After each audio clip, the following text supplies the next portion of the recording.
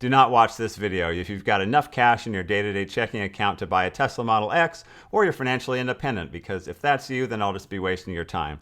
But if you're just starting out or still searching for financial success, then stay tuned, because in this video, you'll learn the 10 money mistakes that are keeping you from money mastery and exactly how you can avoid each one.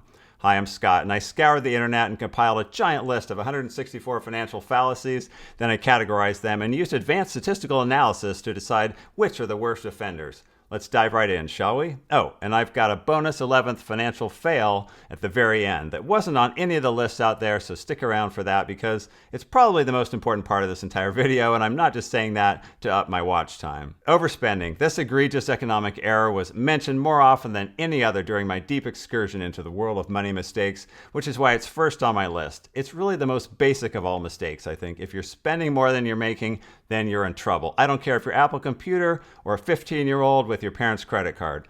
But many of the money mistakes I'm going to talk about fit together like a big puzzle, kind of a big negative puzzle, I guess, which is why the solution relates to credit cards and budgets and tracking your expenses and setting up your savings plan. And I'm going to talk about those things right now. Credit card debt. You knew this business and banking blunder was coming, because if you have a credit card and you're only paying the minimum every month, then you are in trouble. You've got to stop putting things on that card that you can't afford. No excuses.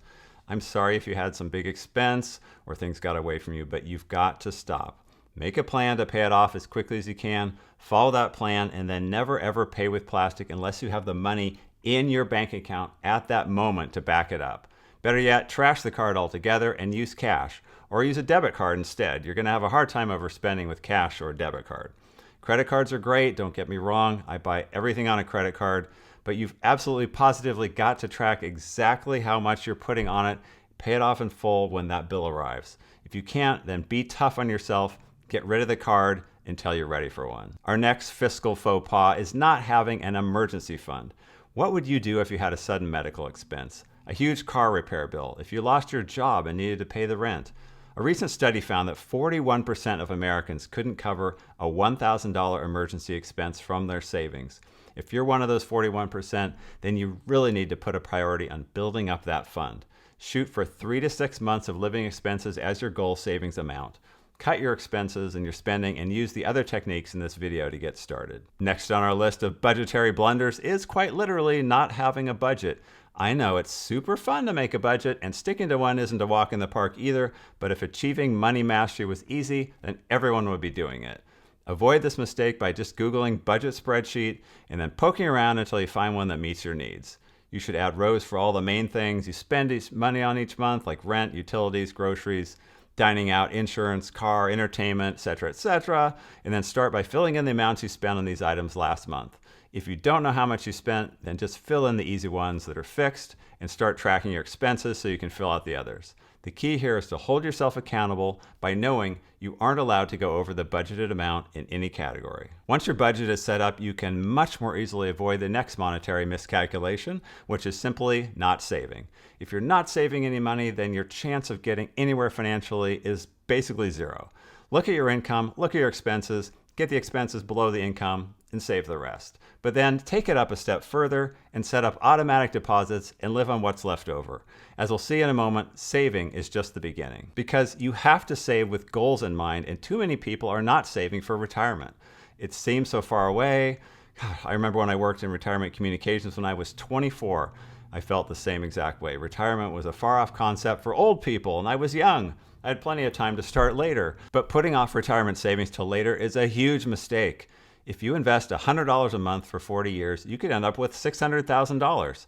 But if you wait just 5 years to get started, you only have $363,000. That's a huge $237,000 difference, or almost 40% less money, just because you waited 5 years to get started. And if you wait 10 years to get started, you'll only end up with $218,000, which is almost 64% less than if you'd started 10 years earlier. That is insane. I saw this myself. The small amount of money I invested in my 401k in my 20s is now a pretty good chunk of change, and it hasn't been even close to 40 years yet. But starting early is not enough. You have to get that money into stocks, because not investing long-term in the stock market could cost you hundreds of thousands of dollars by the time you reach retirement age. And believe me, even if you're in your 20s, you will someday reach retirement age. It will happen.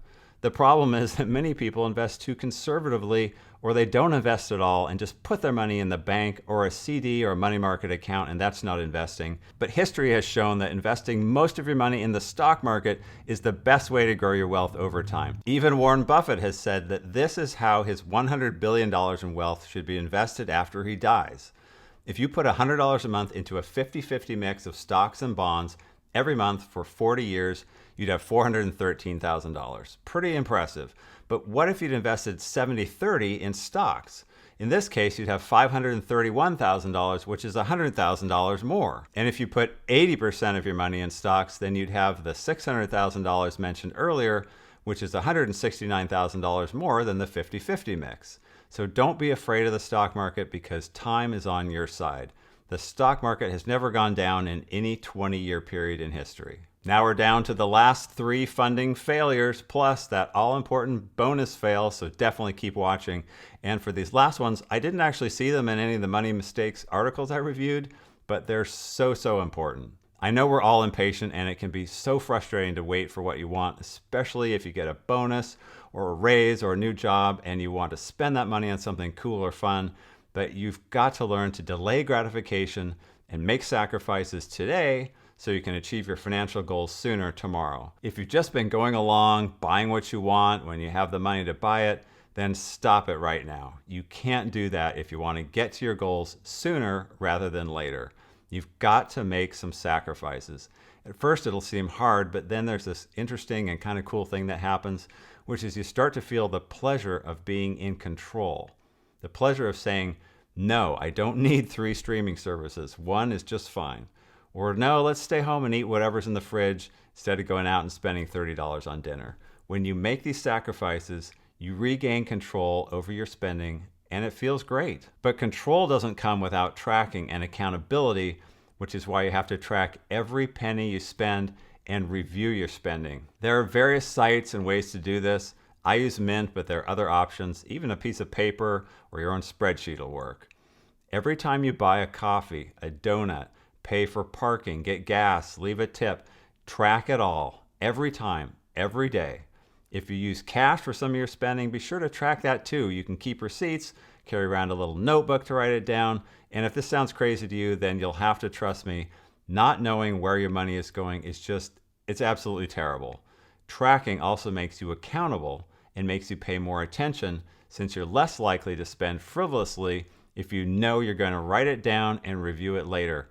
Kind of like a dieter tracking their calories. And just like a dieter shouldn't try a new fad diet every 3 days, the next monetary misstep is throwing too much money at meme stocks, stock options, day trading, buying sketchy crypto coins, and all sorts of other risky trades. Look, I know all this stuff is super tempting, but your chances of making money in the end are tiny, and your chances of losing money are huge. If you want to gamble, set up a poker game and bring $30 or whatever. You'll probably have more fun doing that anyway, because these things are basically 98% gambling. Research anyone who's done well financially. You're never going to find they got their start by doing a bunch of crazy risky trades. So just say no. Enough said. And now, since you stuck around to see the exciting conclusion of this thrilling personal finance video, I give you bonus boo-boo number 11. But first, if you've learned anything from this video, please gently tap the like button and leave a comment about your money mistakes and successes. I totally would appreciate that. Bonus mistake number 11 is very simple. Not actually doing this stuff. Come on, guys, you already knew you should spend less and save more, not get into credit card debt. The big trick here is to actually do this stuff. So here's your action plan. I want you to write these things down on your to-do list. Pause and rewind the video if you have to, but write them down and start doing them today. Seriously. All right, here we go. Sign up for Mint or one of the Mint alternatives and start tracking your spending. Or do it the old-fashioned way on a piece of paper. Review your last 12 months of credit and debit card spending. Cut out anything you don't need. Find your mistakes and learn from them. If you have credit card debt, write down the amount and how you're going to pay it off in the next 12 months. Cut your spending to match as needed. Set up an emergency fund goal. Write it down. Set up a separate bank account and set up automatic transfers so a portion of your income is moved over every week or every month. Go open a Roth IRA and set up automatic deposits. Even if it's only $5 a month, set it up and get it going. You can increase it as you increase your income and decrease your spending. Find a good budget spreadsheet online. tweak it for your situation, and set your monthly targets. Review your expenses at least weekly, preferably daily. And I'm totally serious here. You should be on top of your spending every day if possible. Figure out one sacrifice you can make and put that money into your emergency fund or IRA instead of whatever you were going to spend it on. Write down a financial goal for this week, this month, 6 months, 1 year, 5 years, and 10 years. I don't care if this sounds daunting, you need to do it. Then write down 3 steps to reach each goal and start making those steps happen. Watch this video next for more helpful money information. Subscribe to Scott Talks Money for more awesome videos.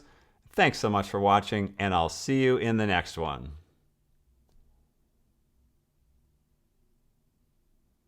You're still here, so click on that video, go watch another cool, fun video.